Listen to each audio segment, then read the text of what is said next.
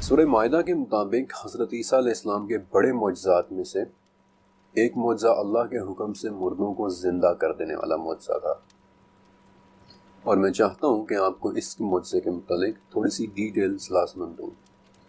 پہلا مردہ ایک لڑکی کا تھا۔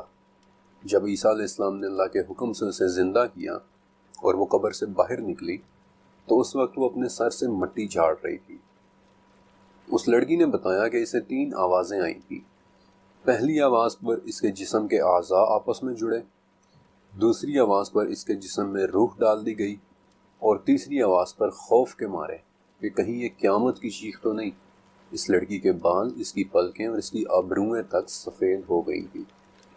اس کی قبر میں حرکت ہوئی اور وہ خوف سے اپنے بال جھاڑتی ہوئی قبر سے باہر نکل آئی۔ دوسرا مردہ حضرت نوح علیہ السلام کے بیٹے حام کا تھا۔ یہ واقعہ عبداللہ ابن عباس رضی اللہ تعالیٰ عنہ سے بعد مٹی کے اس ڈھیر پر اپنی لاٹھی ماری اور اللہ کے حکم سے اسے اٹھ کھڑے ہونے کا کہا، اور تب اس مٹی سے ایک بوڑھا آدمی اپنے بالوں سے مٹی جھاڑتا ہوا باہر نکل آیا۔ عیسیٰ علیہ السلام نے اس سے پوچھا کہ کیا آپ ایسی ہی حالت میں مرے تھے؟ تو اس نے کہا کہ نہیں، میں مرا تو جوانی کی حالت میں تھا، لیکن میں یہ سمجھا کہ شاید آج قیامت کا دن ہے، اس لیے اس کے خوف سے مجھ پر بڑھاپا آ گیا۔ پھر اس کے بعد عیسیٰ علیہ السلام نے اس سے حضرت نوح علیہ السلام کی کشتی اور اس کے جانوروں کے متعلق پوچھا۔ جب وہ سارا واقعہ سنا چکا تو حواریوں نے عیسیٰ علیہ السلام سے پوچھا کہ اے اللہ کے رسول، کیا ہم اسے اپنے ساتھ گھر لے جائیں تاکہ ہم اس کے ساتھ اور بھی باتیں کر سکیں؟ تو عیسیٰ علیہ السلام نے کہا کہ یہ تمہارے ساتھ کیسے رہ سکتا ہے حالانکہ اس کا رزق اس دنیا میں ختم ہو چکا ہے؟ اور اس کے بعد عیسیٰ علیہ السلام نے اس شخص کو اپنی اصل حالت میں واپس لوٹ جانے کا کہہ دیا۔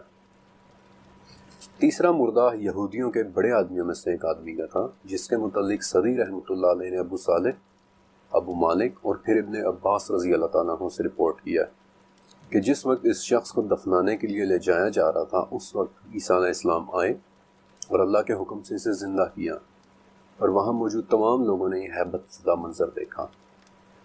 البتہ اہل کتاب کے ہاں ایک چوتھا نام بھی ملتا ہے جس کے متعلق میں آپ کو آخر میں بتانا چاہتا تھا، اور اس کا نام آپ نے ذہن میں رکھنا ہے۔ لازر نام کا ایک شخص جسے 8ویں صدی کے اسکالر طبری اور 10ویں صدی کے اسکالر الثعلبی نے بھی آزر یا لازر کے نام سے ہی رپورٹ کیا۔ ماڈرن کلچر میں لازر یا لازرس کی ٹرم بڑی مشہور ہے، اور سائنٹیفک کمیونٹی میں لازرس کا نام کئی ایک جگہ